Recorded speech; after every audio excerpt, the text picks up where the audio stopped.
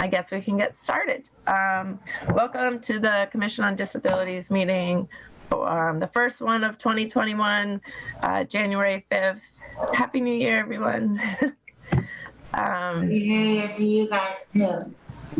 I see we are all here except for Eli. And I do not see anybody for public speak yet. All right. So we're going to start the meeting. And Kelsey, did you want to talk about the survey again? Like, where did people write to you? And no, I didn't get anything. So I think the only comments that were made were the ones that Jamie had put in there. Mm-hmm. So I'm wondering, in the effort to move it forward, if we can kind of take silence from everyone else as like go, and we can just make the adjustments we put in, and I'll go through Jamie's comments and adjust based on those, and then we'll have like a final draft that people can take one last pass at, and then it can kind of hang in Jamie's side of things. Okay. That would be just keep moving, but that's my. That's fine. I'm wondering if everybody knows how to get into those documents. Everything's in the folder, so I think that's, as long as people have access to the folder, the COD shared, and then there's a survey folder in there. So the folder is brand new, so prior to you really coming on, we didn't really have a folder. Okay. So I don't know if other folks, Jeff Brown. I think. Yes, hello. Hi. Do you know, I was just curious, like, I'm not saying it's not a go, Kelsey. I'm just like, do you know how to get into the OneDrive folder? No, no, I haven't really played with it much. I mean, I could try. That's a good question for Eli. I know Eli got in there because he dropped some in there. Yeah. I shared the link with everyone on the commission, so it. Oh, I'm not saying there's not a link. I'm just saying that, like, technology is like, people have different disabilities. So, okay. If anybody needs help getting into it, we can just figure it out together going forward. Okay. I'm fine with that approach too. I think it makes sense to go forward and get the final draft situated. Right. So then is Kelsey putting it together and then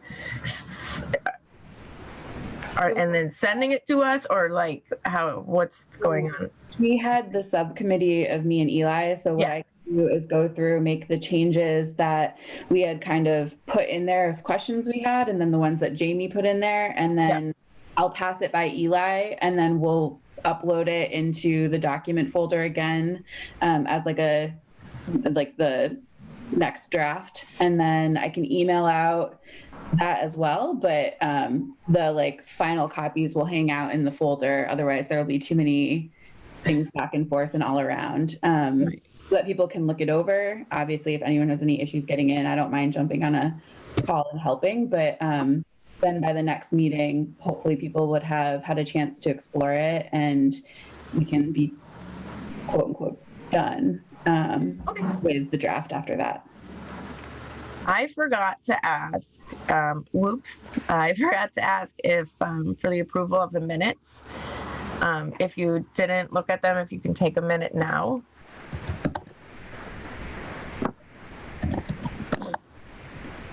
I approve them. Yeah, I reviewed them, and there was just one typo. Not a big deal at all, but they adjourned. There was a time for the adjourn at 12 a.m., 12:09 a.m. So obviously it was p.m. p.m. Yeah. I think with that change, I would move to approve the minutes from the December meeting. Okay. So we made a move, and then are you seconding it, Kelsey? Yep. Okay.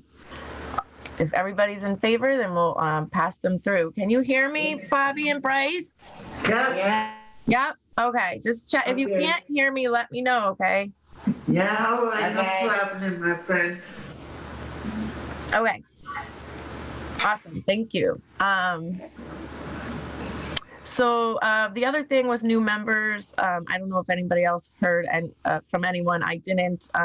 That same woman, she wrote to me because I know we went back to ask her if it was like a time issue, and she really said she really wants to be on it. It's just right this second she has too much going on. So she will revisit it in the future. Anybody else hear from anyone that might want to be a member? No. I know, Kelsey, you had asked, the next thing I was going to talk about on the list is the list of contact info for all the members. Have people done that in the future with the city? Like, is there a special way that you do it or don't do it, or Jeff? You asked the question again. I'm not. She just wants to know if there's a contact list going forward, if we can make one. Just for our committee? Yep. Yeah, I was just wondering if you knew how other people did it in other groups, or if we just write it up, put it in the OneDrive, or. Yeah, I mean, I think if it's like just trying to get emails in a cell phone number or something, then that's fine. Just to put it, put a document together and then we can save it. It's not something that gets public, right? So it's just for our use. That's totally fine. Yeah. Okay.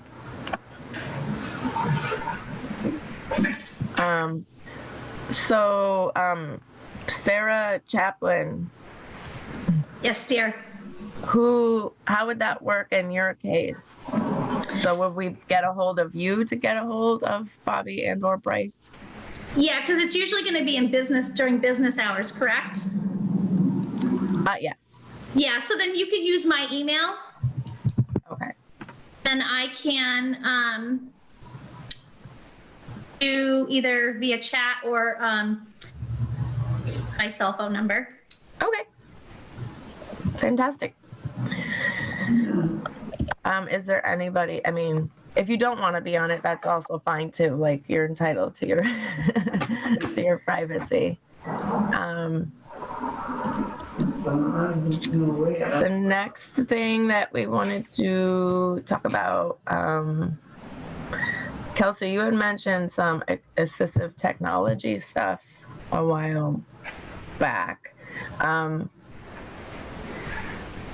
Do you remember what you were talking about in that? And well, I think in this point half of it was talking about getting the money for this group to do like the closed caption, but you had mentioned because that there are like lots of other options. So I just wanted to give you the floor for a minute to you and Jeff to like, where are we on the closed captioning, and then like you knew about other ideas. So.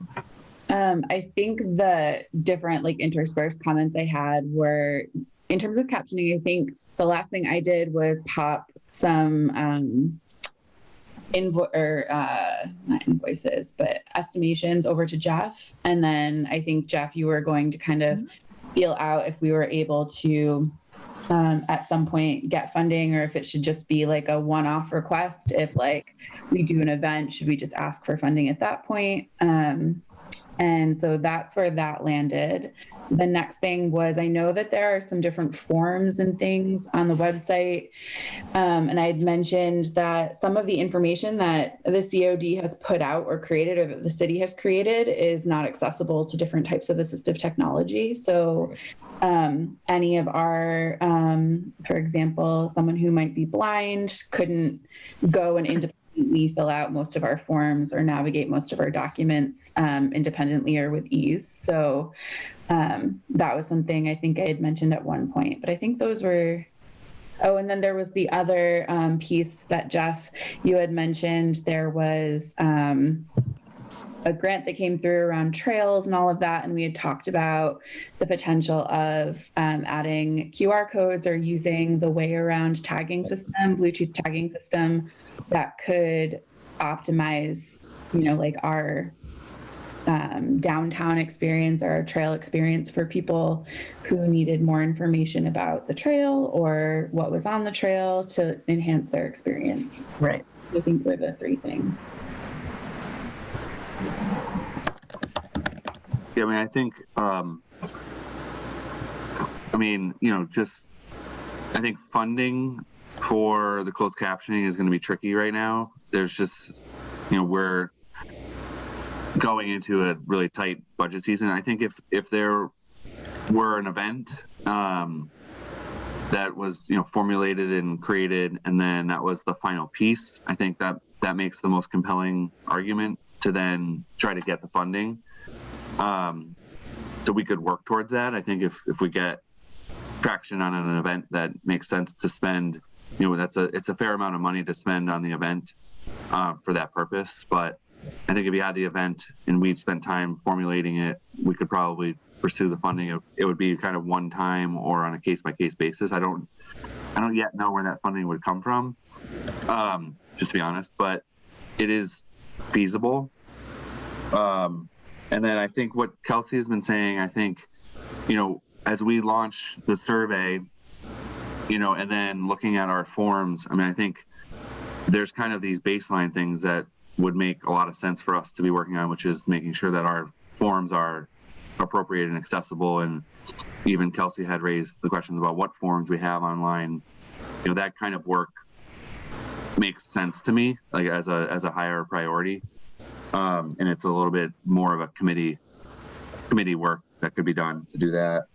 And then the trail project is the one on East Street. Hi, Eli. Hi. The trail project on East Street is the one that we will be going into some design. Can you hear me? Yeah, we can hear you. And Kelsey's taking minutes right now. Can you hear us, Eli? Hello? Yep, we're here.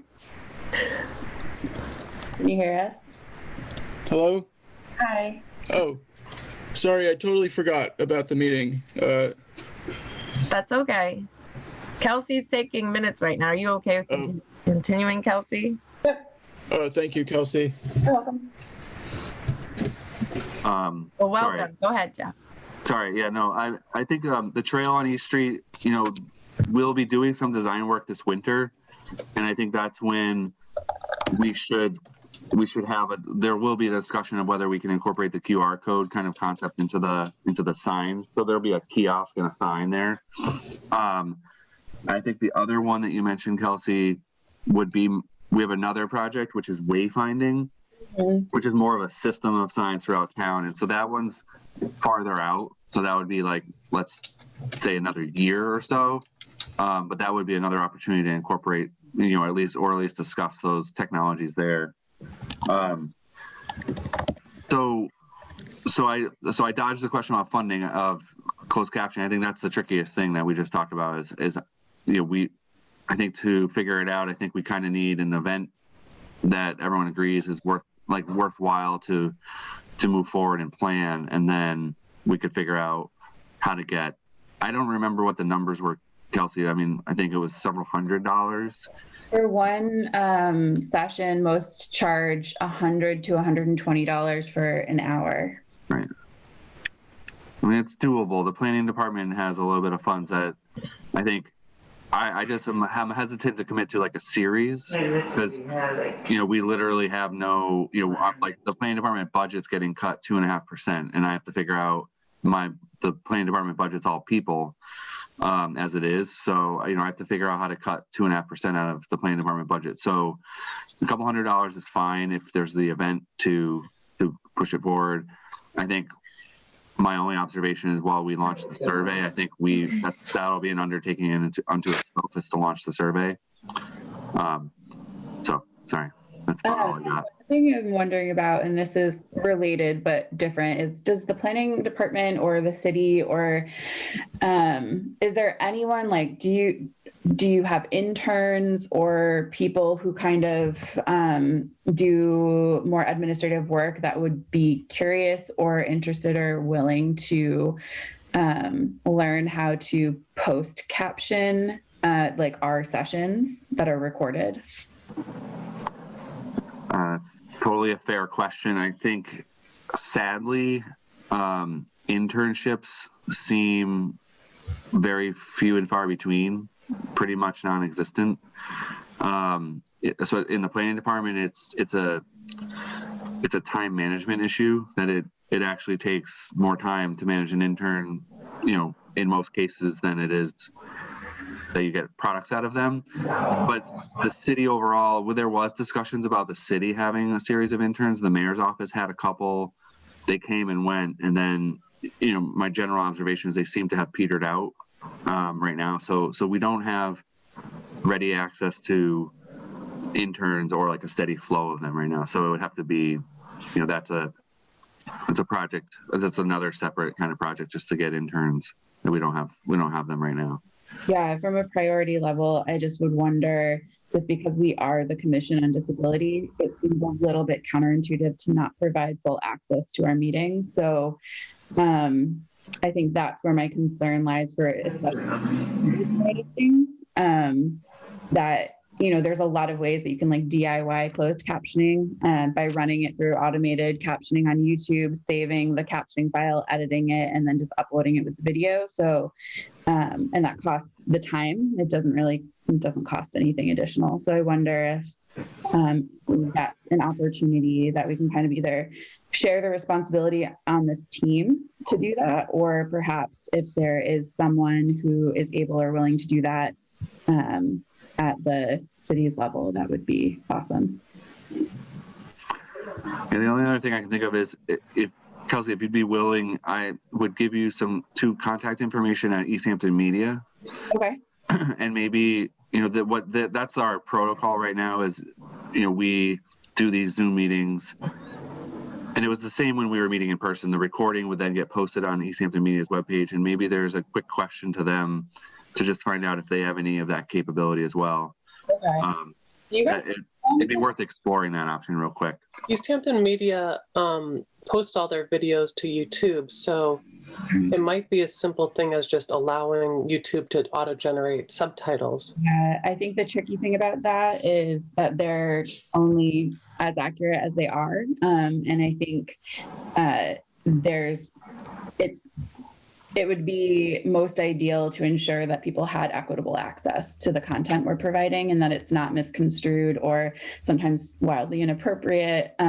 So I think it would be really important that someone edit those captions. I would actually recommend more turning off auto captioning, because then if someone's watching something and we say something and it's not what we say, and it's posted on there as it's what we said, that could cause, a whole other slew of issues. So I would recommend not having auto captioning on and instead to do it right.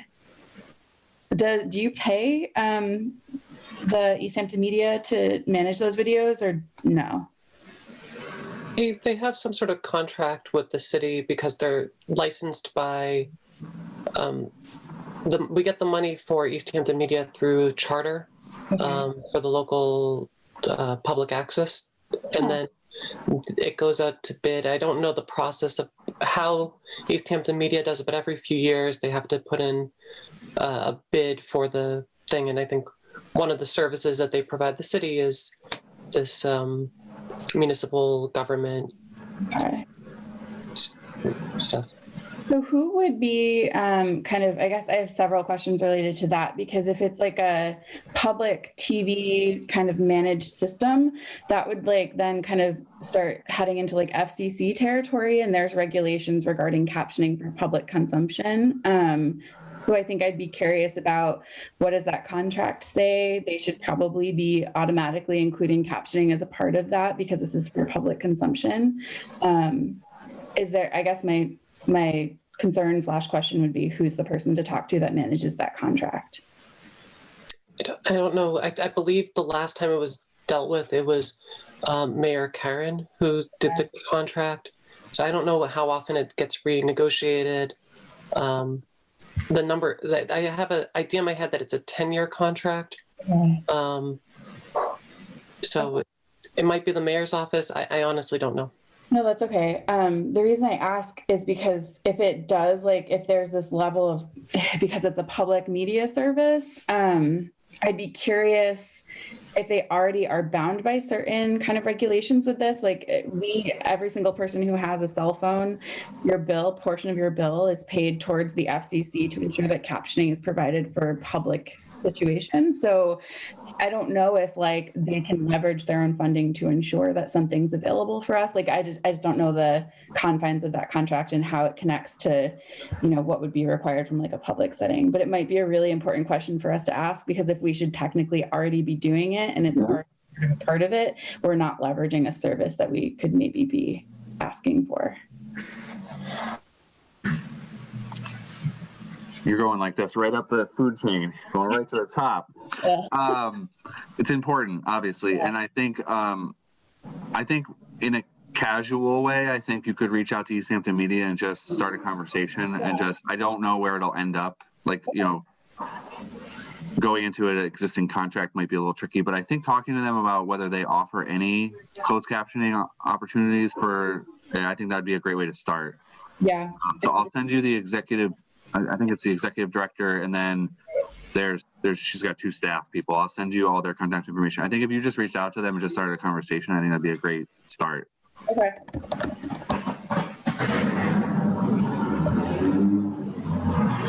Can I chime in with something? Go ahead. Yep. Yeah, I just, I agree with Kelsey that just, a agency for, to serve the disability community in Easthampton should definitely have captions.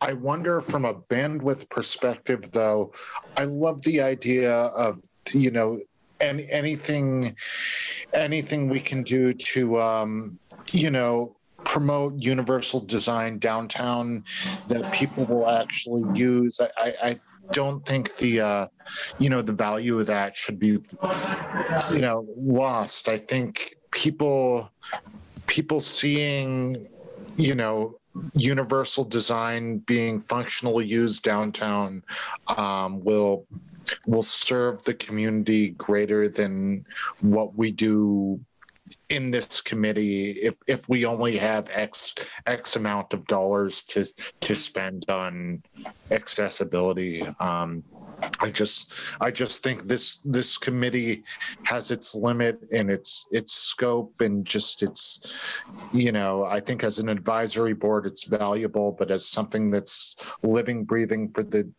disabled community, I just don't see it as affecting that many people. Am I articulating myself okay? Jeff, are you kind of saying, like, is this related to what we were saying before around, like, for example, like the wayfinding project, like integrating thoughtful disability specific design and understanding everything we do will be more impactful than these conversations sometimes? Yes, I absolutely think that. Yeah, I agree. Early and often. Accessibility needs to be thought about. Yeah, I just, and if it's a matter of putting $10,000 towards getting that up and running versus $10,000 towards captioning these meetings when no one has actually expressed a demand. And I get that it's a circular way of thinking. Well, no one's expressed a demand because they assume it's going to be inaccessible and stuff. But I don't know. There are plenty of people that could access this meeting that aren't. And I don't know that demand will. Yeah, I just don't know that increased accessibility will affect as many people here as it would downtown.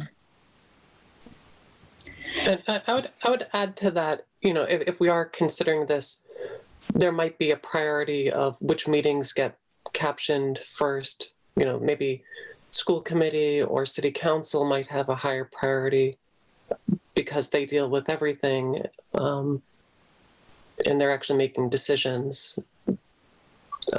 But Great point, Jamie.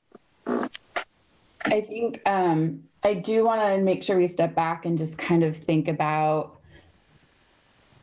the fact that there is no one that I'm aware of that is currently on this call who's deaf or hard of hearing that would be impacted by this decision. So I do want to be mindful that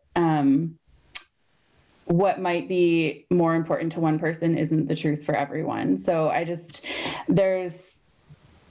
think it's a dangerous path to walk down to decide something is more impactful than something else when you don't have access. So I would just caution how we make decisions and talk about things when based on money or number of people.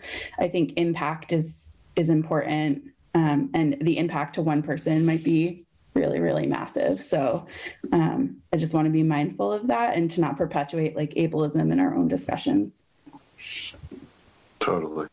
I have a question, and it goes back to the survey, and I apologize for not knowing this off the top of my head, but are there any questions in the survey about access to meetings or access to information, like website? Would we be able to gather any data out of the survey that would help us maybe? I can go back through and double check that. It could be good to have a formulated question, even if we don't have one. Just, you know, these are really important questions, and they're bigger than this commission, but the commission is the right group to start to raise these. If you imagined bringing, you know, a request to city council for funding, like, you know, just using Jeff's number of $10,000, you know, that's a large amount of money. It would be good if we had a little bit of data, even if it's just a few responses that we could refer to from a survey that says that this is something that we did collect a little bit of data on. I think those kinds of things would be helpful moving this conversation forward. It gets much bigger into like the whole Easthampton, you know, government, you know, process. So that was just my question, is if we can think about a survey question that would at least begin to address it. Yeah, I can double check through the survey and see if that exists yet. I can't remember. I think we had something. Yeah, I think I'm looking through now, but I don't know. It's a lengthy survey. Yeah, we can double check.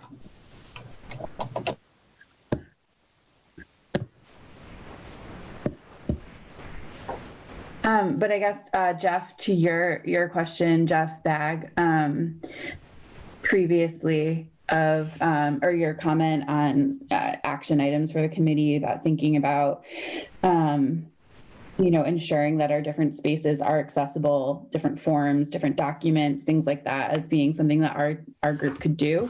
I guess my question would be, what do people know on this committee about testing documents and ensuring they're accessible to a wide array of assistive technology? And do we have, I mean, like, that's what I do for my life. Like, that's my job every day. But I obviously can't go through alone and test every single document on our website. So I guess, like, what experience or knowledge do people have for that?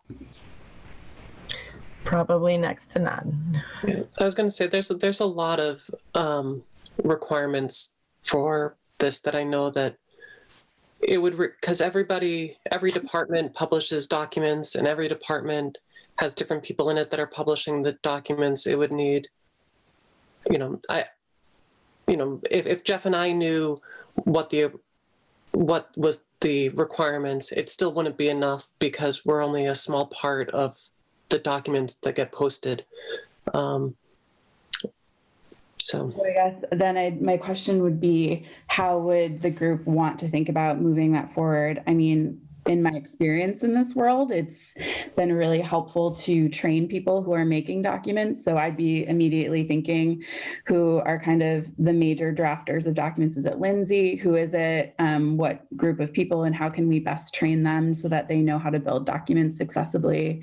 And then from our standpoint, to start ensuring that our documents at least are accessible. And maybe we could do, like, I know Angelique, you had talked about wanting to work with other groups. This would be the opportunity to say, hey, let's do a knowledge share. We'll teach you how to make accessible documents if you want to teach us something about what you do. And then hopefully that would at least spread some awareness and camaraderie. My observation would be, I think one of the exercises would be to start with what the commission currently has posted, to just go through the documents that we have. I mean, I think we had some discussions about filing a complaint.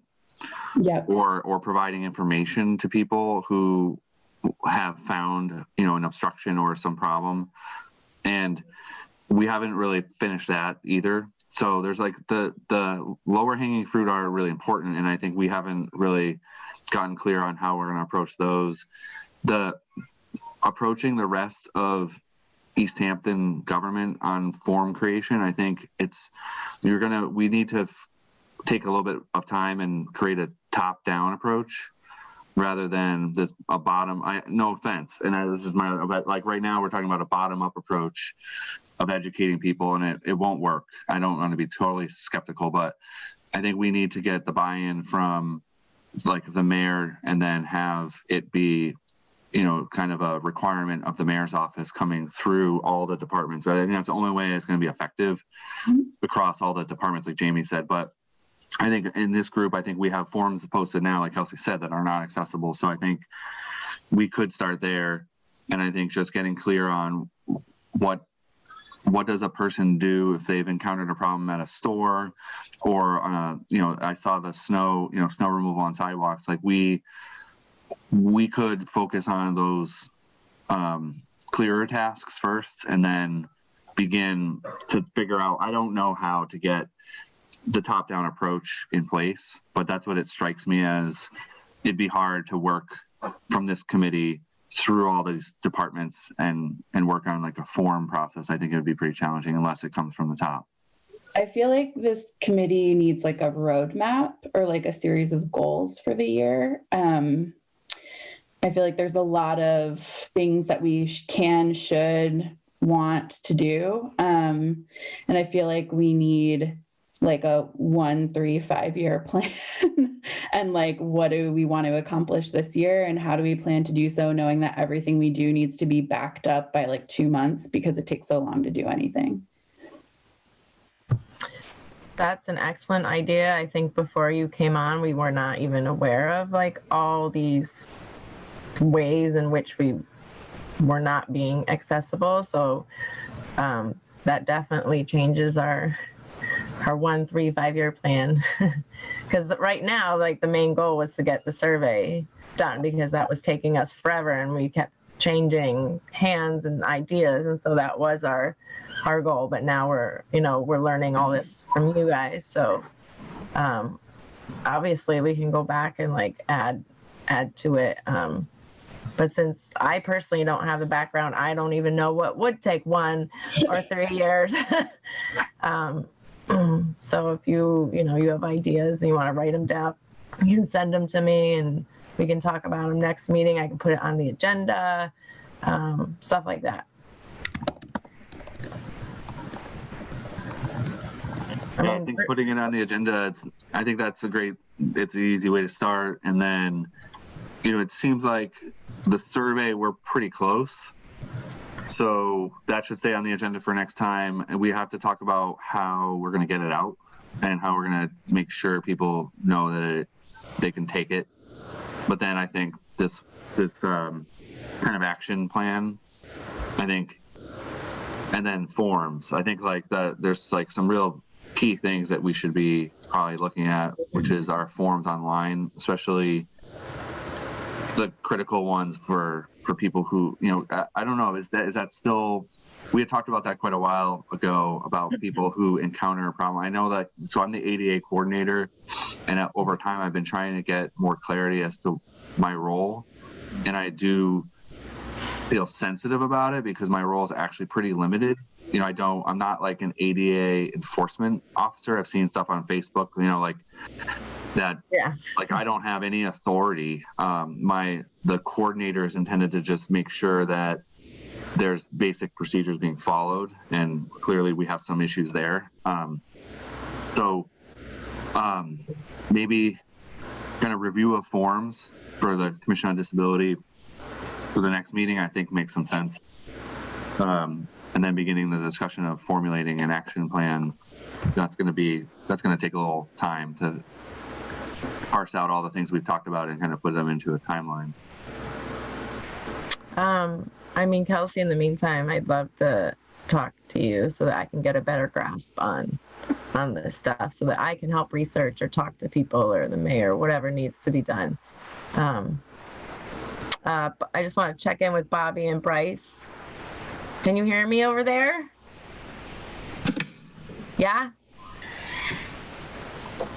So we were talking about what kind of goals that we want to have for the next year or more than a year. So if you guys think of stuff, can you let me know? Okay. 'Cause that's really important. Awesome. That's fine. Okay. Yeah, I mean, the other thing that was on there was snow removal, because for those of you who might not be part of the Easthampton group, like that tends to be where all the complaints go, and it's just like the same kind of frustration for everybody. They don't know, is it the landlord? Is it the city? Is it the Williston? And so we are supposed to have some sort of complaint form that either goes to the city, to Jeff, or to the larger out in Boston. But I think it's confusing for people. And I think Jeff just took a break, so. Yeah, I think it's. It's in the city ordinances about the responsibility for snow and ice removal. And it's the responsibility of the person whose property abuts the sidewalk. So it says the tenant, occupant, or owner,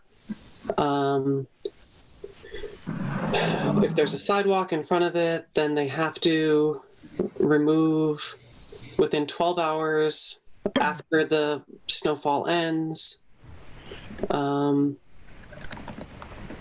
Or call the police, right? And then the duty of enforcing the provisions of this in the following section shall devolve upon the police department. Yeah. So any complaints should go to the police, and they're supposed to go out and investigate and fine. Right.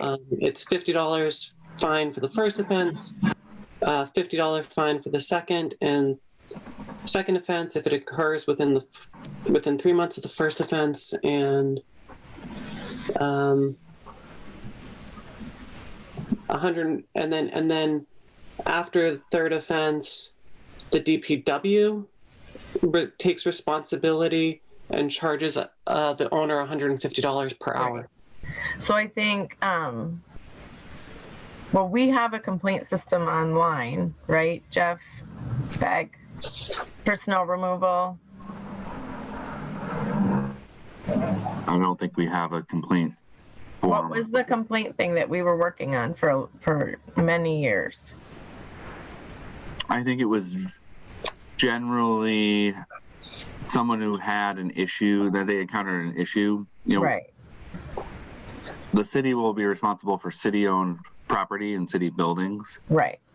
And so that was going to be one place. And it was hard to articulate, and this is where we broke down, which is, right. Was it too confusing for someone to have to choose between like a city facility and a private business or another entity?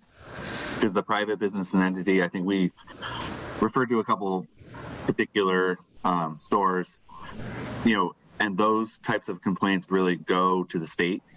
And how do we best kind of channel people? So we've encountered this question about snow removal, snow removal as well. And I think one of the questions is whether collectively we understand what the police department would actually do in response to a call or a complaint.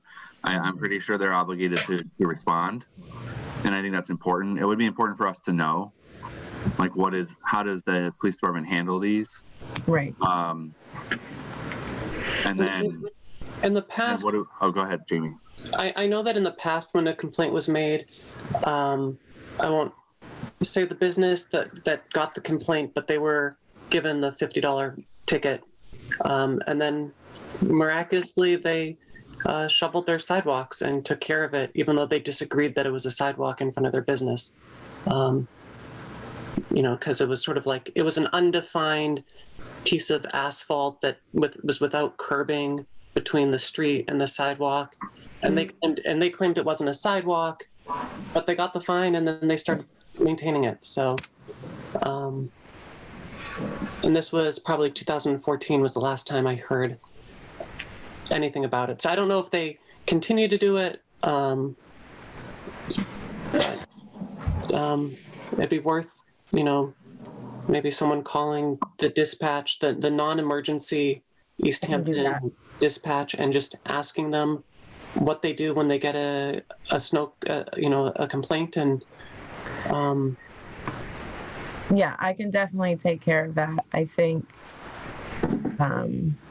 think we were also talking, since we were talking about accessibility, the complaint form on our website, Jeff, is kind of hard to find, and we were trying to streamline that for a while there. So the complaints online have already started. So I just wanted to be like, if I was to help and say, well, it's private property, so you have to call the police, or it's city or state property. So I just wanted to streamline that, so maybe I could copy and paste it, or. I mean, I suppose if you called the police, either way, if you don't know if it's city or not, they would be able to determine that and kind of go the right direction. Sometimes, the police don't always come out right away, or is that, Bobby, are you waving hi, or did you want to say something? No, not really. Okay. Hello. Eli? What? Oh, yeah, we were just talking about snow removal, Bobby. Right.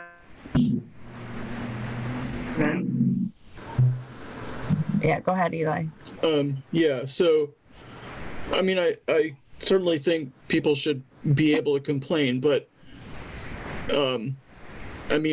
we have a system that was designed to fail. There's absolutely no way we're going to have the sidewalk network be reliably traversable with this system that we have for clearing the sidewalks. By the time you complain, right, it's already useless. You've already gone out, tried to get somewhere, and not been able to get there. Right. It's having any one particular stretch of sidewalk clear is really pointless unless the whole network is clear, unless you can reliably just go out and get where you want to go. And also I really think trying to get the police to put more effort into this, one, it's not going to solve the problem, and two, I think there are, you create more problems when you give the police more responsibility.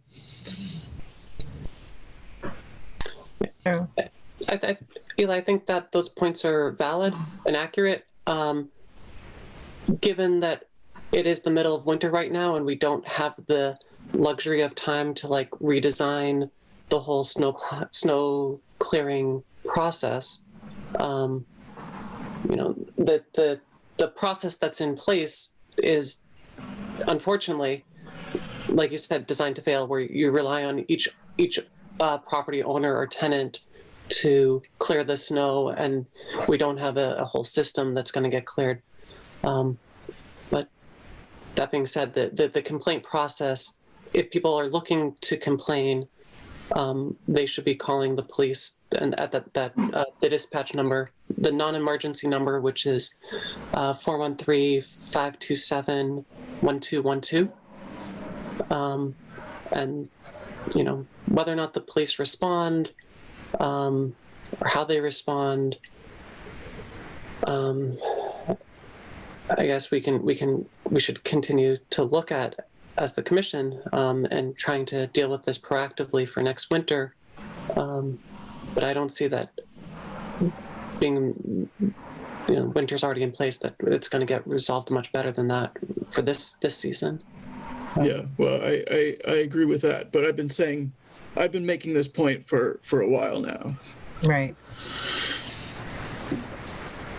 What happens when a complaint is filed and the person who owns the home is someone who is physically unable to clear their own space, but also perhaps doesn't have the resources to hire someone? Does the town provide any resources through like the seniors center support or any type of support for individuals who own homes that physically can't do snow removal or pay for the cost of that?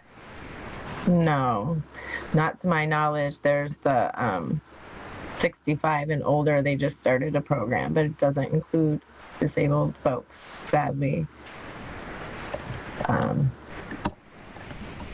No. I mean, I know that at one point we did talk about, maybe a year and a half ago or something, we did talk about that, and it needed like a significant amount of startup money. I don't know, it was like 500 to 1,000 or something like that. At the time we didn't have funds, so and then of course you need somebody to run the program and whatnot. So no, but it's definitely been on the radar a lot. I know people end up feeling completely helpless. Yeah. And I mean, we have people on the commission that use the sidewalks mainly and don't have automobiles, so.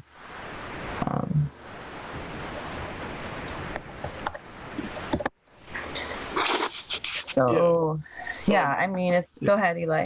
Oh, so I should also point out that there are sidewalks on land that doesn't abut any property, right? And those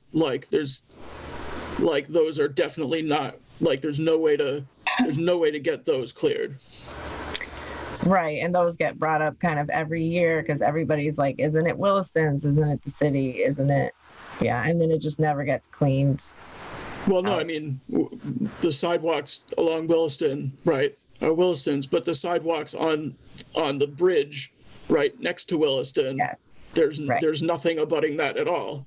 Right. This is just an interesting conversation to me because I had lived in New Hampshire for so long, and this was not an issue because the city takes care of sidewalks in New Hampshire. So coming to Massachusetts, I thought that would be the same. But, right. Yeah, interesting.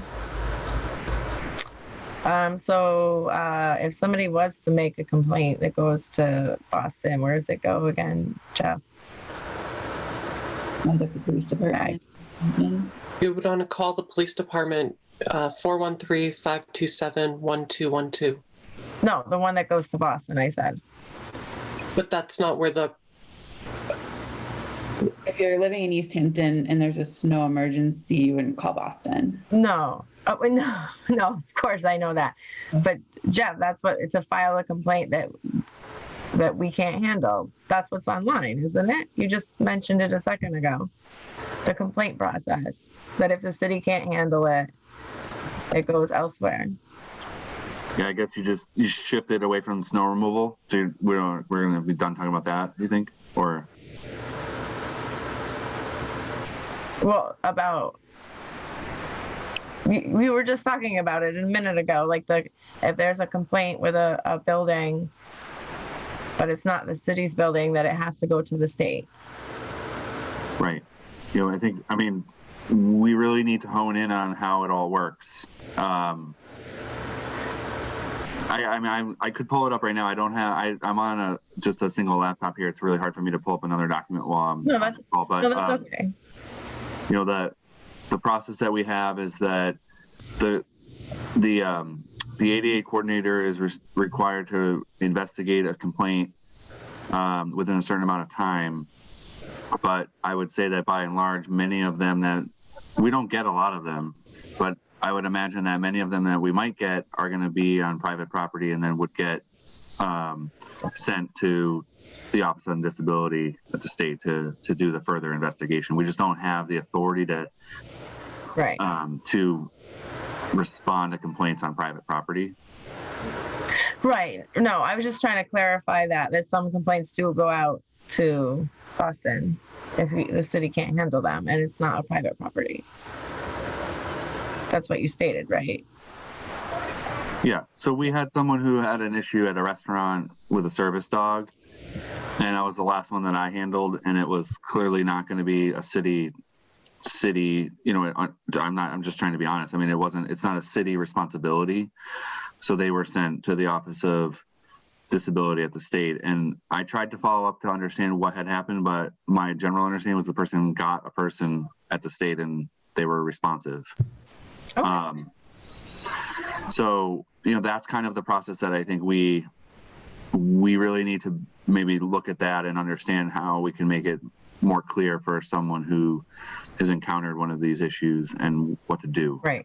Do you think this is timely too? Because I don't know if people have been following what's going on in terms of Guild Art Supply downtown.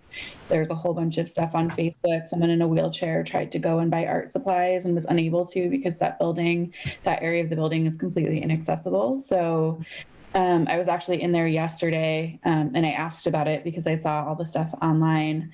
And they actually had said that they had reached out to their landlord, the person who owns the building, several times and has not heard back. So I'm just curious if there's anything that we should be pointing them to in terms of support for this, or if we should just hand them Boston's number. Yeah, I mean, that's where it gets tricky it all shifts out of this, there is the building code could have some requirements, but there's exceptions to the building code. And so, I don't know what the building code requirement would have been for that building. Some buildings do not need to be upgraded if they change a tenant. And so those are all things that kind of fall out of the city's codes and go into the state code. So I believe, based on very little what I just heard Kelsey say about that one case, is that it would be appropriate for people to be reaching out to the Boston office, because I think they have the ability to reach out to landowners on private property and work with them. That's my general understanding of the process. Awesome. And how do we make that more accessible since people can't find that? That's what I was asking earlier. But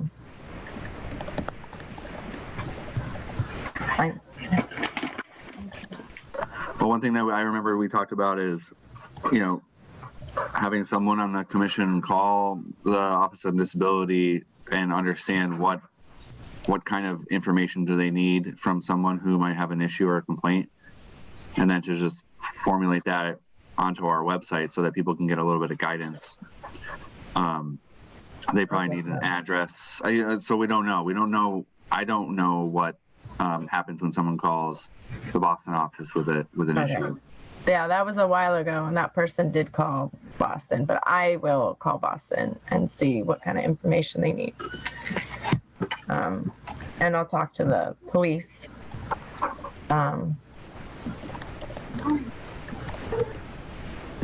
Okay.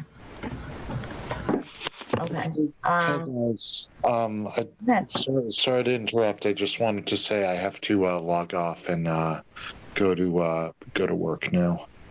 That's okay. Thank you for coming. We're almost done anyway, so. All right. Anything important that needs a vote or anything before I go? No. No. Attending.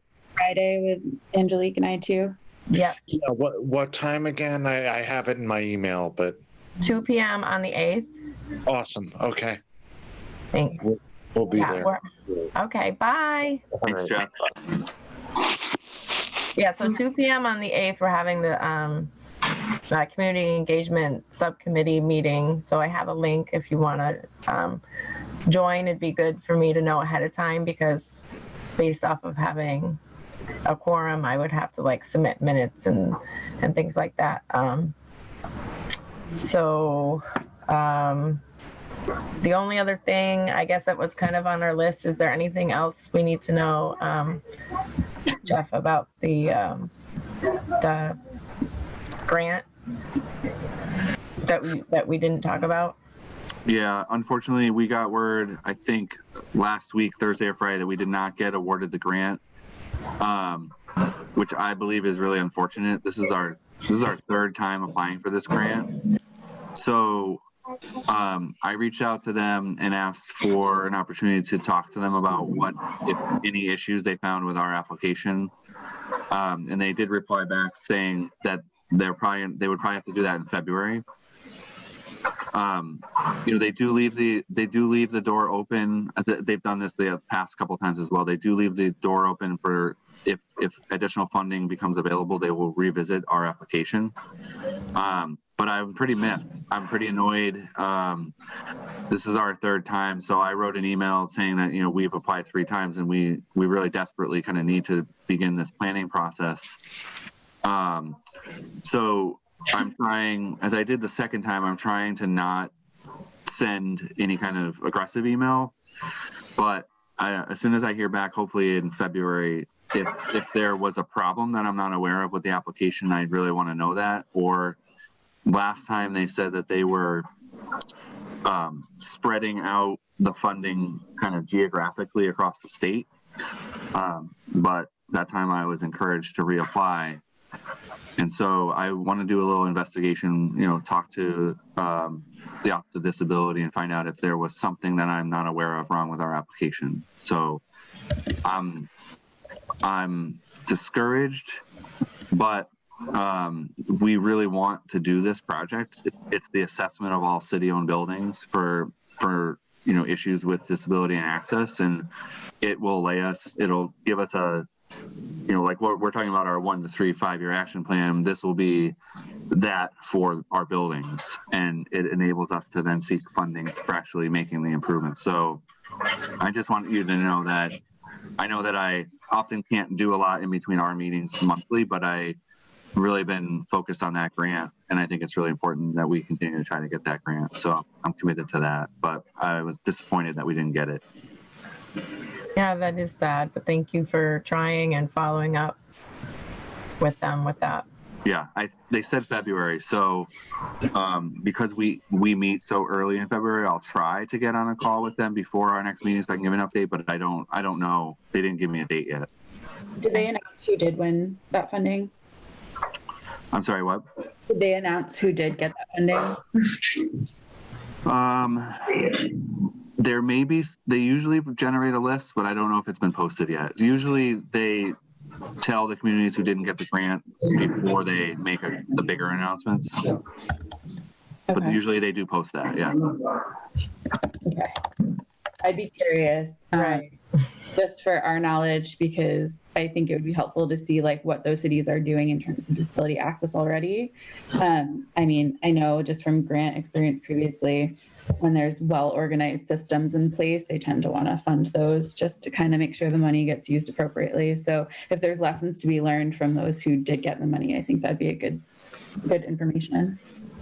Yeah, no, I appreciate that. And I think that may be our conundrum, is that we're seeking the planning grant to get ourselves information. But it's really important because without that, we can't apply for any funding to make improvements. So we're in a bit of a catch-22. Right. Okay. Well, unfortunately, it's time to adjourn. I just want to mention that the next meeting for February, I think it's on the 2nd. First Tuesday of the month is the 2nd at 10. I have my homework, and then we'll have the subcommittee meeting. And if you guys need me for anything, please let me know. So, can we have a motion to adjourn? Before we adjourn, hi, sorry, I'm jumping in real quick. No, that's cool. Before we adjourn, our, I don't even know, our what? Director of Development is asking if it would be okay for her to take a photograph of our gentleman kind of in the COD meeting, just to kind of publicize for Riverside. We'd like to share. I'm okay with it. Yeah, to share with our monthly newsletter. Yeah, of course. Yeah, okay, wonderful. All right, fantastic, thank you. All right, so I'm just gonna turn this back towards these guys because that's usually where the camera is at, the computer's at. Okay, keep up. Okay, hey Bob, up over your nose? Oh, that's sorry. That's Keep up. Okay, we're still in the meeting, so it acts like we're still in the meeting, right? Okay, so we want to make a motion to adjourn. Is there a motion? Say Bob. Me. And then is there anyone that seconds that emotion? I can't even talk. I second that. Yeah. All right. Did we get our pictures?